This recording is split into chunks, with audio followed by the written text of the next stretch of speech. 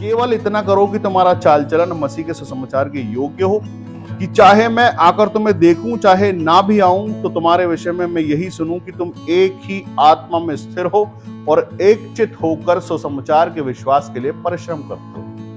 अब प्रेरित पौलुस यहां पर कह रहे हैं कि मुझे देखने आने की जरूरत नहीं है। जहां जहां पे पौलुस प्रेरित को बुलाया गया था अन्य जाति के बीच में और बहुत सारी जगहों पर कलीसिया स्थापित करने के लिए, मसीह की शिक्षा के लिए, जहां जहां शिक्षा देते कलीसिया बनती चली जाती।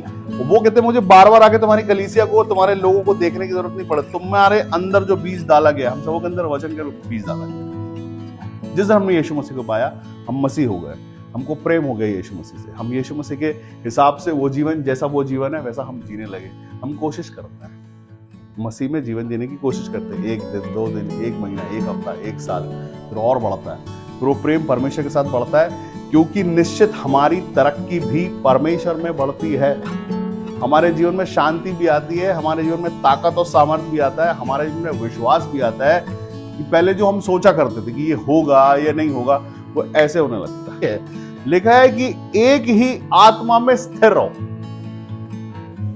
आमीन, हालेलुया। इसी शरीर में रह के, इसी पृथ्वी पर रह के, उन्हीं लोगों के बीच में। चलो और अच्छे से आपको समझाता हूं। कोई जाए जरा दूसरे अध्याय में, फिलिपियों के दूसरे अध्याय में और 14 वचन से पढ़ना शुरू करें। सब काम हाँ, बिना कुड़कुड़ाए और बिना विवाद के किया करो। यहाँ पर वो एक शिक्षा बता रहे हैं कि काम कैसे करना। वो कहते हैं कि सब काम बिना कुड़कुड़ाए और बिना विवाद के किया करो, ताकि तुम निर्दोष और भोले होकर टेढ़े और हठीले लोगों के बीच हाँ परमेश्वर की निष्कलंक संतान बनो। क्या करो? आप पर कलंक नहीं, यहाँ पर कलंक उनके नामों के आगे आ रहा है जिनके बीच में आप रहते हैं। वचन यहाँ पर आपसे बात करता कहता है ताकि तुम निर्दोष और भोले होकर टेढ़े और हठीले लोगों के बीच में परमेश्वर की निष्कलंक संतान बने रहो। जिनके बीच में आप रहते हैं, जिनके बीच में आप रहते हैं ना, जिनके साथ आपकी मैचिंग नहीं होती या वो आपके साथ मैच नहीं कर पाते, वो इसलिए नहीं हो पाते क्योंकि वो टेढ़े और हठीले हैं, लेकिन आप उन्हीं के बीच में रहते हैं। उन्हीं के बीच में आपको वैसा रहना है जैसा परमेश्वर चाहते हैं। वो सताने वाले, उनका काम वही है। वो हठीले हैं, वो आपके वचन को सुनने वाले नहीं, ना आपके परमेश्वर को मानने वाले हैं। वो हठीले हैं, हट हट मतलब घमंड, जिद, जैसे हैं वैसे ही रहेंगे। हम नहीं बदलने वाले। वो हठीले हैं, कठोर हो गया उनका मन, ऐसा बोल सकते हैं। कठोर मनों के बीच, और उनके बीच में आपको रहना। हालेलुया। और परमेश्वर के निष्कलंक संतान बन के रहना है। बहुत आसान बात है कि हाँ, लेकिन नामुमकिन नहीं है। आप ये कर सकते हैं। परमेश्वर का आत्मा ये करने पे बार बार अगर आप ये करते हो, परमेश्वर आपके साथ में है वहां पर, और उनके जीवन बदल देते हैं। कई मैं आपको बताऊं, जिस प्रेरित पौलुस की हम बात करते हैं ना, ये प्रेरित पौलुस ही पहले वो काम किया करते थे जो आज वो कर रहा है, जो करता है वो आज यीशु मसीह का प्रचार करने वाला पौलुस है। लेकिन एक समय पे वो सताया करता था उन लोगों को जो प्रचार किया। ये जो आपको एग्जाम्पल देने वाला मनुष्य है ना, ये भी सबसे पहले परमेश्वर का प्रेरित होने से पहले ये हठीले मन का मनुष्य था। हालेलुया। ये परमेश्वर यीशु मसीह से प्रेम नहीं करता था, ये कुड़कुड़ाता था परमेश्वर के प्रेम करने वाले लोगों से। और जहां जहां भी यीशु मसीह के विषय में बातें होती, वहां पर वो उनको सताया करता, तंग करता, विरोधी हुआ करता, हठीला हुआ करता उनके बीच में। वो यीशु मसीह की चाल नहीं चलने वाला था। वो निर्दोष नहीं था, वो सताने वाला था, तंग करने वाला था, मारने वाला था, पीटने वाला था, सब कुछ करता। लेकिन आज वो ही ये कहता कि इनके ही बीच में रहना, इनके बीच में टेढ़े और हठीले लोगों के बीच में रहना है, जैसे वो भी रह रहा है। पौलुस प्रेरित भी उन्हीं लोगों के बीच में है, सताव है वापस से। उनके बीच में रहने के बाद भी तुमको निष्कलंक, तुम्हारे ऊपर कलंक ना लगाए कोई। हालेलुया। तुमको निष्कलंक रहना है। वो जो कर रहे हैं वो ठीक है, लेकिन तुमको रहना भी उनके बीच में है और निष्कलंक भी ठहरना है। कैसे करोगे? कैसे करोगे? हालेलुया। रोके हो, बाप रे, बहुत सताव है, बहुत तकलीफ है, बहुत परेशानी नहीं। हमारे जो काम है, जो हमारे हक में है, जो हम कर सकते हैं, उन कामों से कर सकते हैं। हमारा स्वभाव बदल जाए ना, आपको विरोधियों का मुंह देखने की जरूरत नहीं पड़ने वाली। आपका स्वभाव अगर बदल गया, अगर वो लड़ना चाहता है, आप नहीं लड़ना चाहते, वो जबरदस्ती मारेगा नहीं। कोई विवाद कर रहे हैं, आप विवाद में पड़ना नहीं चाहिए। लिखा है बुराइयों से दूर रहो। क्यों लिखा है परमेश्वर ने? इसलिए कि विवाद होंगे ही नहीं। अगर आप बुराइयों में नहीं पड़ेंगे, विवाद होगा ही नहीं। अगर आप कोई बहस कर रहे हैं, कोई बुरी बातें बोल रहा, फट जाओ, छोड़ दो। वो जगह आपकी है नहीं, आपके परमेश्वर की महिमा नहीं हो रही वहां पर महिमा किसी और चीज की हो रही है। वो झगड़े की वो मत करो, आप हट जाओ। कोई 4 बातें सुना रहा है, आप एक भी मत बोलो, निकल जाओ वहां से। वो बोलो ब्लेस यू, तुम्हारा परमेश्वर जाने, मैं नहीं, तुम्हारा परमेश्वर करेगा, और निकल जाओ वहां से। लड़ने वाले के बीच से निकल जाओ, झगड़ा करने वाले के बीच से निकल, जहां पर ऐसा लगता है कि यहाँ झगड़ा होने वाला, वहां से निकल जाओ, वो जगह आपकी नहीं है। हालेलुया। 5 लोग वहां पे झगड़ा करने वाले, उसमें से अगर आप खिसक गए तो वो 4 के साथ जो होगा वो तो होगा, लेकिन वो सारे लोग मिलके ये बोलेंगे कि एक और था यहाँ पे जो नहीं, जो बच गया, जिसको परमेश्वर ने बचा लिया। परमेश्वर बचाना चाहते हैं आप, और आपको स्पेशल भी करना चाहते हैं। यहाँ पर 2 चीजें हो रही है, आप स्पेशल भी हो रहे हो ना, आपने विवाद नहीं किया। परमेश्वर प्रेम करते हैं और सिखाते हैं, ये शिक्षा है। शिक्षा देने वाला वो मनुष्य है जो सबसे पहला गवाह है खुद का, कि उसने खुद वो जीवन जिया है, उसने खुद सताया मसीह के लोगों को, और अब वही मनुष्य यीशु मसीह के नाम का प्रचार करता है उन्हीं मनुष्य के बीच में। हम सब ने देखा है। और यहाँ पर वो एक बार अपने विषय में भी कहता है ऐसा, कि मैं वो मनुष्य हूं जो मैंने ये काम किया, उसके बाद अब मैं ये करता हूँ। सबसे पहला वो एक प्रूफ बन जाता है। प्रेरित पौलुस एक प्रूफ है हम सबों के लिए। वो मनुष्य के रूप में है, और बुलाए जाने से पहले तक वो काम करता था जो परमेश्वर को पसंद नहीं है, और वो इस बात को कहता है, 1 बार नहीं, 2 बार नहीं, 4 बार, 5, वो कहता है। हम सब, अगर आपको पता आप अलग होते हैं इन सब चीजों से, तो यहां पर वचन आपसे कह रहा है 15वां वचन, ताकि तुम निर्दोष और भोले होकर टेढ़े और हठीले लोगों के बीच में परमेश्वर के निष्कलंक संतान बने रहो, जिनके बीच में तुम जीवन का वचन लिए हुए जगत में जलते दीपकों के समान दिखाई देते हो। कैसे दिखाई देते हो? और ये सच में दिखता है। आपको पता है, लोग नोटिस करते हैं आपको, विश्वासी भी करते हैं, गैर विश्वासी भी करते हैं, मसीह भी करते हैं, गैर मसीह भी करते हैं। वो कैसे करते हैं पता? वो ऐसे ही देखते हैं आप। जब कभी ये हो जाए कि आपकी तारीफ होगी, यार आपका बोलने का कुछ तरीका कुछ अलग सा है, आपका समझने का कुछ तरीका अलग सा है, आपको चीजों को लेने का तरीका कुछ अलग है, उस दिन समझो कि कुछ तारीफ हो रही है, तारीफ की बात। अभी देखो, जो दिए की बात हम कर रहे हैं, पहले एक जलाया जाता है, उससे सारे जलाए जाते हैं। तो पहले एक तो जलता है ना, तो यहाँ जो जला हुआ दिया है वो पौलुस है, और वो जलाने की कोशिश कर रहा है सबको। उसने खुद भी वही मसीह के मनुष्य का जीवन पाया, उसी जीवन में बदलाव किया, और उसके बाद ही वो लोगों को बताता सिखाता है कि सुसमाचार क्या है। हम सब भी ऐसे इसी संसार से आते हैं, उसी मम्मी डैडी से आते हैं, उसी लोगों के बीच में से आते हैं, वो ये समाज के बीच में से आते हैं, लेकिन हम कुछ बदल जाते हैं। ये हम नहीं कहते, हमारा समाज, हमारे दोस्त, हमारे रिश्तेदार जो हमको कल तक जानते हैं, वही कहते हैं कि अब तुम में कुछ चेंज है, अब तुम हमारे जैसा उठते बैठते नहीं हो, खाते पीते नहीं हो, बोलते नहीं हो। कई लोगों के साथ ये हो जाता है कि उनको ये हो जाता है कि जब वो अपनी जुबान पर कंट्रोल करते तो मजाक नहीं करते, हंसने वाले की संगति में बैठते नहीं, तो लोगों को लगता है अरे यार ये घमंडी हो गया, इसका थोड़ा ज्यादा पैसा आ गया, क्या हो गया इसके साथ, ये क्यों नहीं बैठता। ये बहुत इजीली कर सकते हैं आप, बहुत आसानी के साथ इसको समझ सकते हैं। आपको बोलना है वहां पर कि देखो, अब जो हम जीवन जीते हैं वो यीशु मसीह का जीवन है, जिसमें ये सब चीजें नहीं है।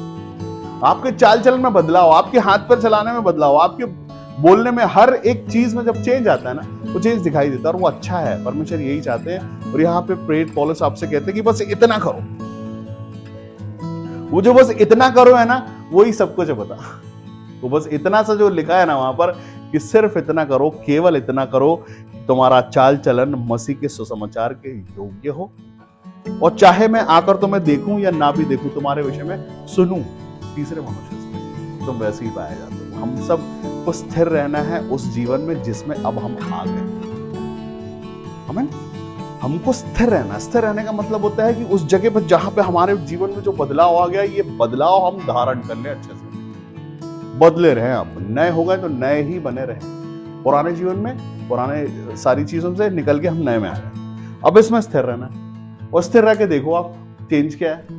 जैसे ही आप स्थिर होते हो परमेश्वर के प्रेम में, जैसे आप स्थिर होते हो परमेश्वर के नएपन में, तो ये स्थिरता ही आपकी ब्लेसिंग्स खींच के लाती है। मतलब परमेश्वर ने कहा अब कि ये फल नहीं खाना,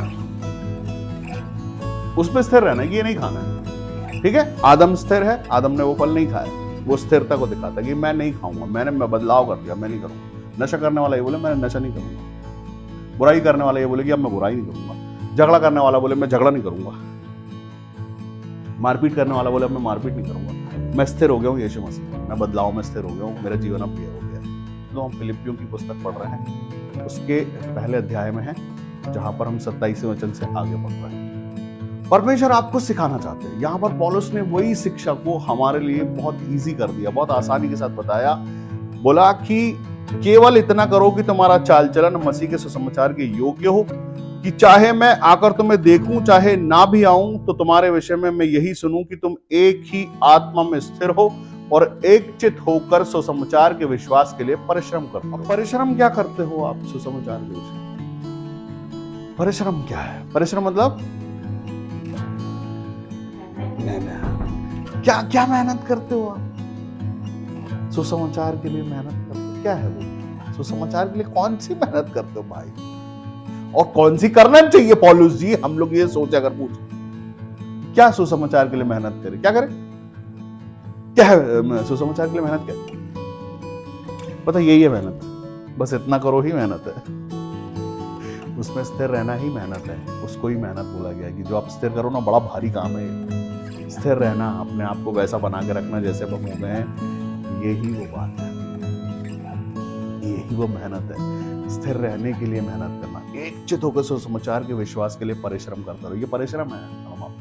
ये लगता है कि यार हम बहुत कर रहे हैं, ये बहुत बड़ी बात है। ये जो प्रेरित पौलुस है ना, ये छोटा मोटा आदमी नहीं है। ये अपने जीवन में जब अपने जीवन को जी रहा था, संसार का जब जीवन जी रहा था ना, तो वैसा ही विशाल है। इसके पास ताकत है, इसके पास सामर्थ्य है, इसके पास खाने को है, इसके पास पीने को है, इसके पास फेंकने को भी है। हालेलुया। लेकिन अब जो जीवन वो जी रहा है ना, अब ये बदलाव का जीवन जी रहा है। वो अपने आप को बांध के एक जीवन जी रहा है जो मसीह का है। ये वो परिश्रम का जीवन जी रहा है वो। हालेलुया। वो इसको परिश्रम कहता है। अपने आप को एक बांध के रखने को परिश्रम कहता है। अपने आप को सिद्ध करके रखने को परिश्रम कहता है। अपने आप को मेहनत करने को, वो उसको मेहनत कहता है। अपने आप को परमेश्वर के प्रेम में स्थिर रखने को परिश्रम कहता है। स्थिर होना परिश्रम है। क्या है परिश्रम?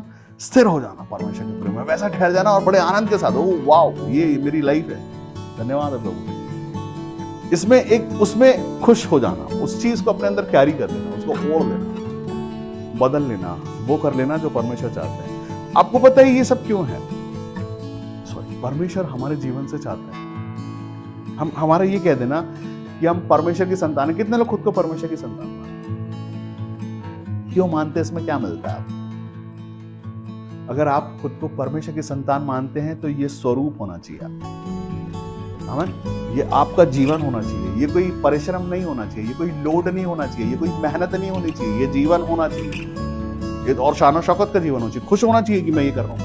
अभी ये सोचो कि एक ऐसी फैमिली जो पहले बहुत मांस खाती है, ठीक है, समझा रहा हूं, इसको करने मत लग जाना, और उसको अचानक से पता चला वो विश्वासी हो गया, अब उसको घास फूस ही खानी है, और वो उसमें मेहनत करे। अरे यार, मेरे को तो मटन खाना था, लेकिन यहाँ तो पालक की पत्ती दाल में भी डाल के देते हैं, आलू के साथ भी मिलती है, और पालक ही खा रहे हैं, घास फूस ही खा रहे हैं, अब तो मजा नहीं आ रहा ये जीवन जीने, हम तो पहले ही अच्छे थे। तो ये हो जाएगा उसके लिए परिश्रम।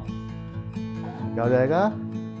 ये परिश्रम हो जाएगा कि हमको अब बन नहीं रहा है इसमें जीवन जीना, हमको तो होना तो वही चीज है, वही शौक, वही मौज, वही दोस्त, वही सारी खुशियां, वो लेके आप परमेश्वर के प्रेम में मसीह नहीं बन सकते हैं। ये मेहनत है और ये ही परिश्रम है आपके। हालेलुया। अगर हम ये बदलाव करें और सोचो मसीह में ये नहीं है कि आप ये नहीं खाओगे, कितनी अच्छी बात है, आजाद हो भाई, खा लो, मत करो परिश्रम ये वाला, तो खाओ जो खाना है, लेकिन क्या करो? अपने चाल चलन से चेंज करो। वचन कहता है यहाँ पर, केवल इतना करो कि तुम्हारा चाल चलन मसीह के सुसमाचार के योग्य हो जाए। अपना बदलाव खूब भारी मत करो, अपना जीवन बदलो, अपना चाल चलन चेंज करो, अपने काम चेंज करो, अपना बोलना चेंज करो, अपना करना चेंज करो, और उसमें स्थिर हो जाओ। एक ही आत्मा। जैसे आप स्थिर होते हैं उसमें, और जब तक की समस्या है जब तक आप स्थिर नहीं होते। हालेलुया। जब आप सुनते हो ना, पहले आप सुनते हो, फिर आप सुनते हो, फिर आप सुनते हो, सुनते सुनते सुनते सुनते आपको लगता है कि यार कुछ बदलाव होना चाहिए, लगता परमेश्वर चाहते कि हम बदलाव करें, तो चलो करके देखते हैं। कोई एकदम से नहीं बदलता, मैं आपको बताऊं। और कई बार ये होता है कि परमेश्वर चाहते हैं कि हम बदले ना, तो हमारे पे तकलीफें आती हैं, विपत्तियां आती हैं, समस्याएं आती हैं, और ऐसी आती है कि ठीक नहीं होती। आप सोचते हो कि हम अपने जीवन में खुश रहे, अपनी चाल चलन में बने रहे, लेकिन ये चंगाई हो जाए, और वो नहीं होती। कई बार ये होता है कि हम सोचते हैं कि हम जैसे हैं वैसे ही बने रहे, लेकिन हमारा एक रुका हुआ काम हो जाए, लेकिन परमेश्वर वहां पर रोक देते हैं। लेकिन परमेश्वर चाहते हैं आप चेंज करो, उसके बाद वो काम स्पॉट हो जाता है।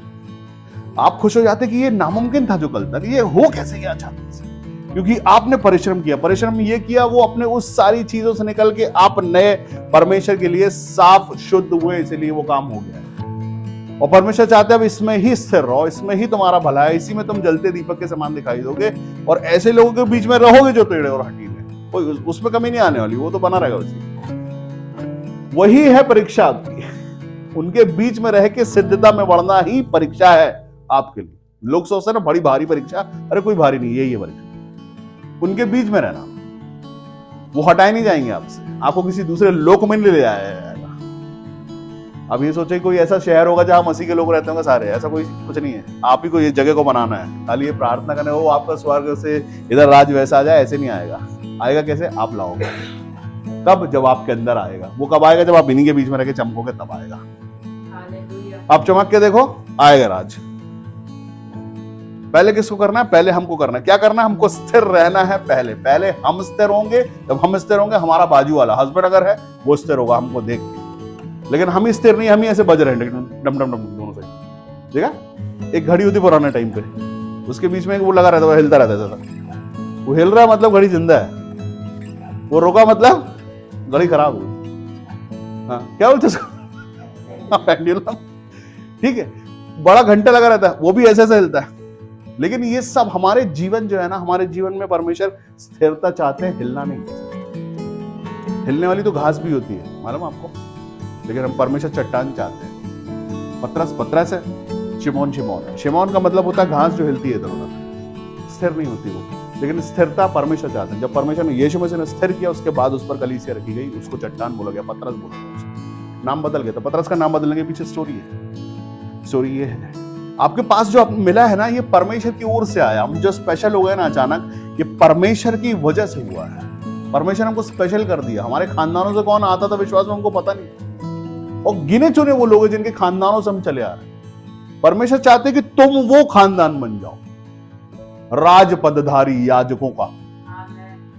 परमेश्वर ये चाहते हैं, परमेश्वर बढ़ाना चाहते हैं, परमेश्वर नीचे नहीं गिराना चाहते, आपको सताना नहीं चाहते, परमेश्वर तंग नहीं करना चाहते, परमेश्वर देना चाहते हैं, आपको ऊंचा स्थान देना चाहते हैं। राजपदधारी याजकों का समाज स्पेशल हो गया आप अचानक से। और वो याजक, मैंने सुना खानदानों से आते थे याजक, उसका बेटा वैसे आते थे याजक। आप अचानक याजक नहीं बन सकते। कोई भी मनुष्य जाए बोले मुझे याजक बना दो, वो नहीं हो पाएगा।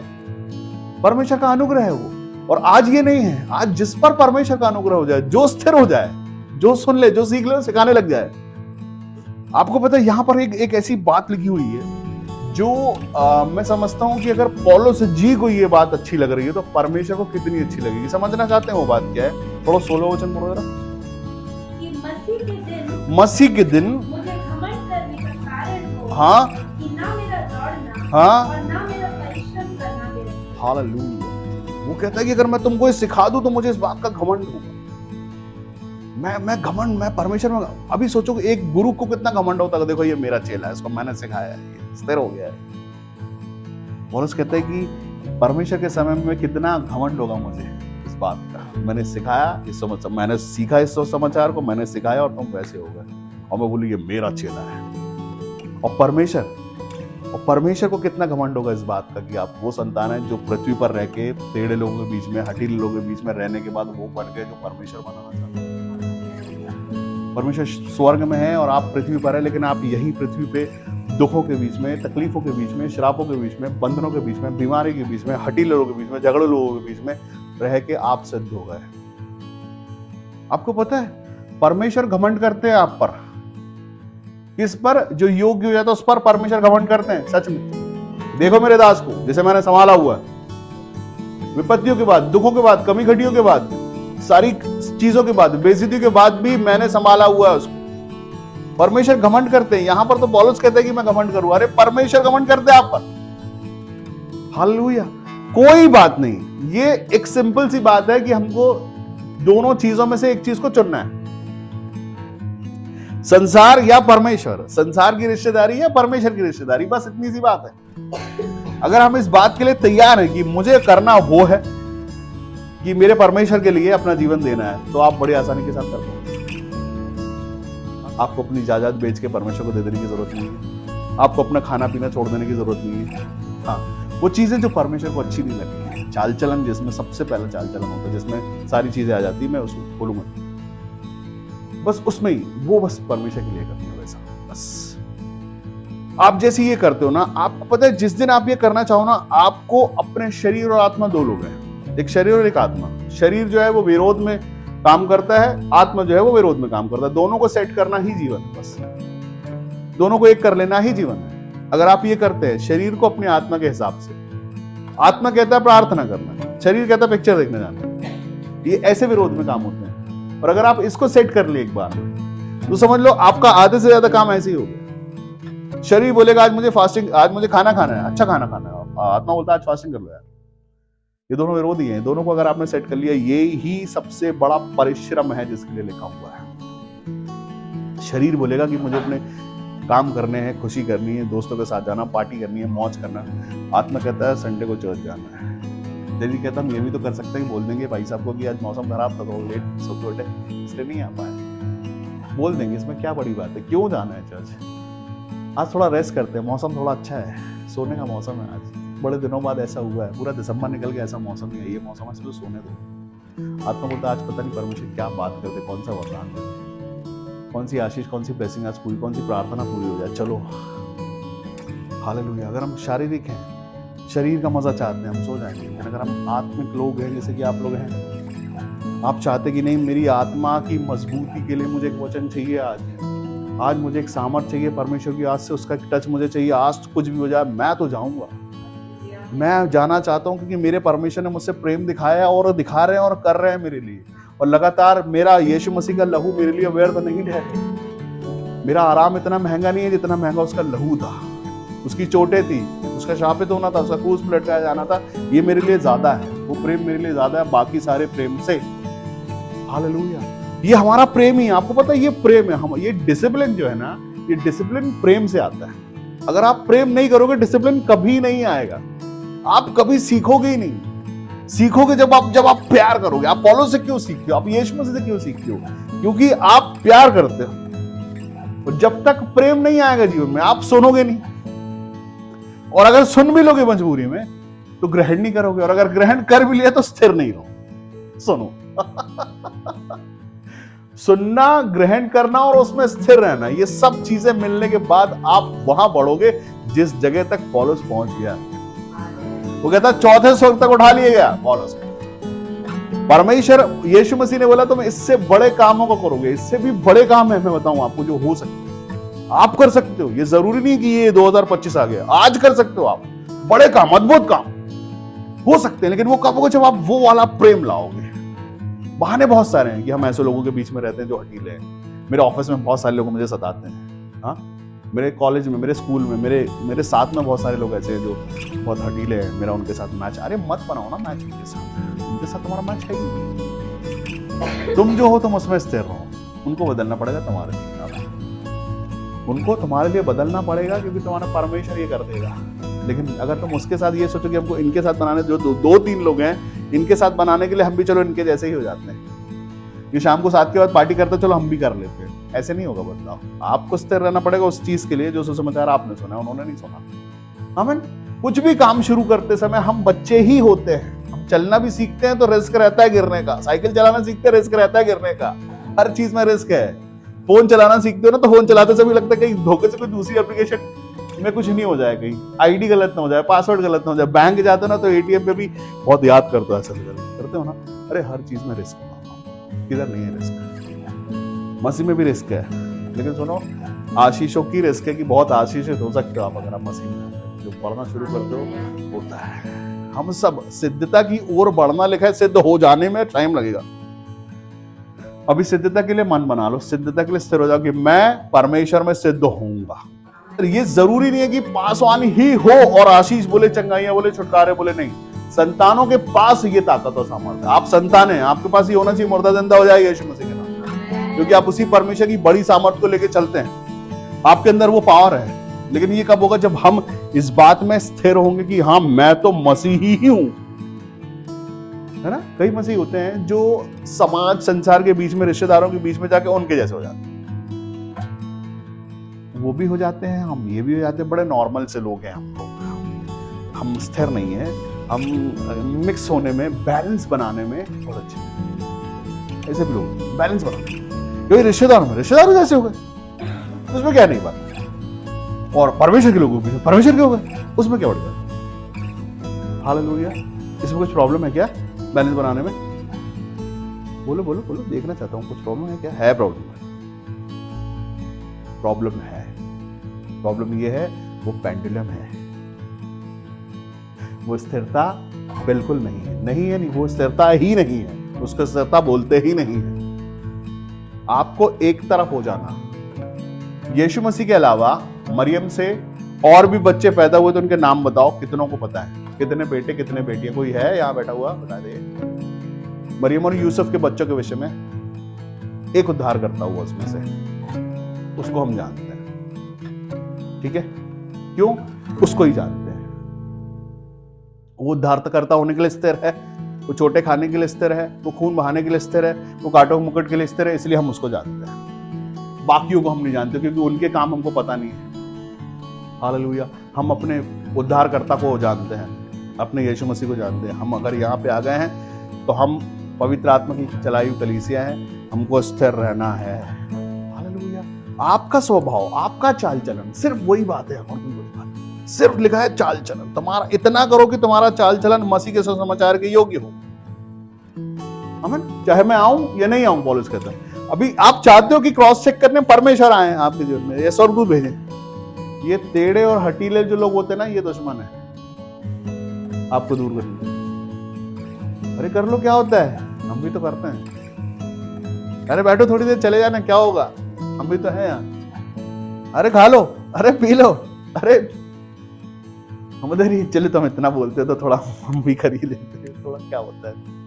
और वो थोड़े में गेम हो जाता है। आप परमेश्वर के प्रेम से हटीलों में गिनती आ जाती है। हट पता क्या? हट यही है कि एक मनुष्य को समझाते जाओ, सुनो भाई ये नहीं करो, वो वही करे। सुनो बहन ये नहीं करो, वो वही करे। सुनो भाई ये करने लगो, वो नहीं करे। सुनो भाई ये करने लगो, वो नहीं करे। ये हट है। पता, इसको परमेश्वर ने अलग रखा है आपके चाल चलन से। आपका ये मसीह का चाल चलन बिल्कुल नहीं है। ये चाल चलन मसीह से अलग है। अगर मसीहों में ये पाया जाता है, सिर्फ वो हट ही करते हैं, सिर्फ वो जिद्दी ही हैं, परमेश्वर को पसंद नहीं है। ये परमेश्वर यीशु मसीह के चाल चलन में कहीं हट नहीं बैठता। हट मतलब जिद। जिद मतलब आपको बोला जा रहा है ये नहीं करो और आप नहीं कर रहे। जिद है ये। और अगर हमारे अंदर ये पाया जा रहा है, या हमारे किसी जानने वाले में ये पाया जा रहा है, इसको बदलने की कोशिश करो। इतनी आसानी से जाने मत देना, है ना? परमेश्वर नहीं चाहते कि वो चला जाए। तो ये है, अगर हमारा रिश्ता उसके साथ स्थिर हो गया, मजबूत हो गया, एक सा हो गया, तो सब अच्छा है।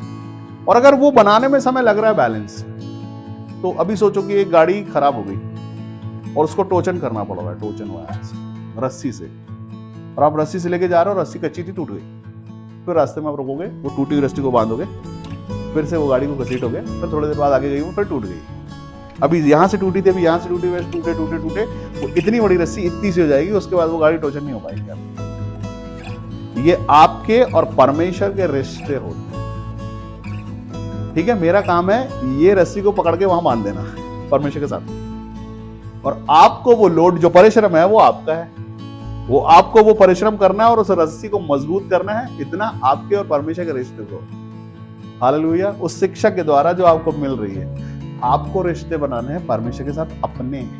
परमेश्वर आपसे बात करते हैं। फिलिप्पियों के पहले अध्याय के 27वें वचन में कहते हैं, केवल इतना करो कि तुम्हारा चाल चलन मसीह के सुसमाचार के योग्य हो। चाहे मैं आकर तुम्हें देखूं या ना भी आऊं, तुम्हारे विषय में बस मैं यही सुनूं कि तुम एक ही आत्मा में स्थिर हो और एक चित्त होकर सुसमाचार के विश्वास के लिए परिश्रम करो।